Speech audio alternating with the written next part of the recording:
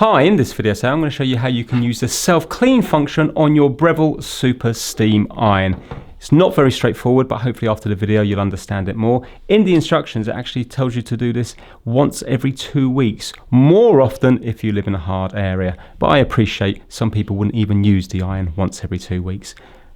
Let's fill it up and get started. So the reason we're doing a self-clean is, although it does have a built-in scale filter, it will help remove scale and also impurities as well. So you need to make sure you're unplugged from the mains, and we want to set this little slider to the no steam one, which is this one here. So we're going to move it along to there. You know you're on the right one because when you go to the right, it will spring back to that one there.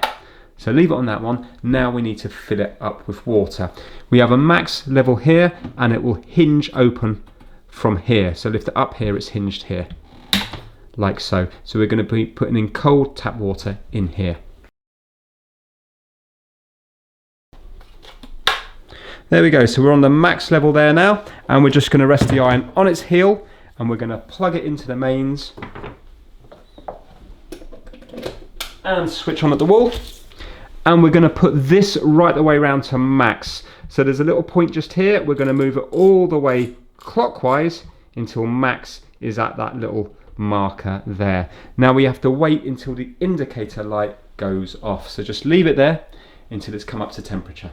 So the indicator light's gone out now. What we now need to do is we need to unplug it at the wall and then unplug it completely. We're going to hold it over the sink. We're going to move this to the self-clean and we're going to rock the iron left and right and forward and back with the nose of the iron slightly dipped, and that will help all the steam come out of the holes and clean it up. Need to do this for 30 seconds. So I'm going to turn it off at the wall now.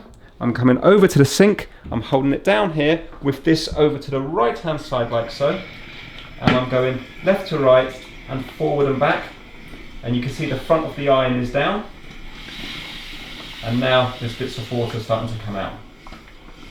This will help clean any of the holes from any impurities and scale.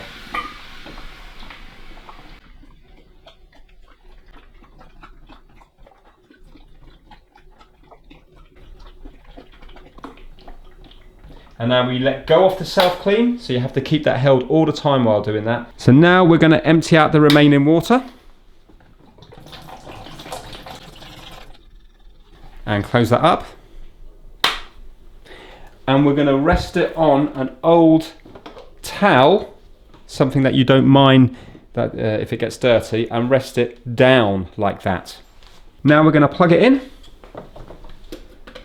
turn it on, and we're going to put it to setting 3. So just move it a little bit counterclockwise. You see these 3 little dots here, and you just leave it down there now until that light goes off.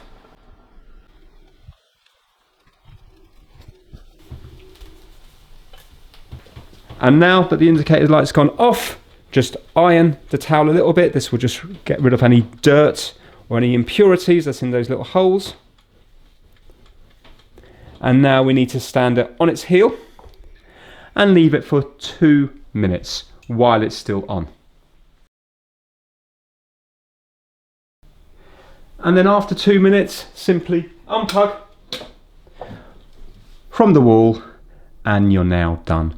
If you've noticed that your iron's very scaled up, and if your, obviously be careful if it's warm, if your holes are still blocked up with scale, then what you can use is you can use some methylated spirits and a little cotton swab, a Q-tip. So just pour some of this into the cap, put the cotton swab into that, and then you can just gently clean out the holes using methylated spirits. In this instance, it's all clean.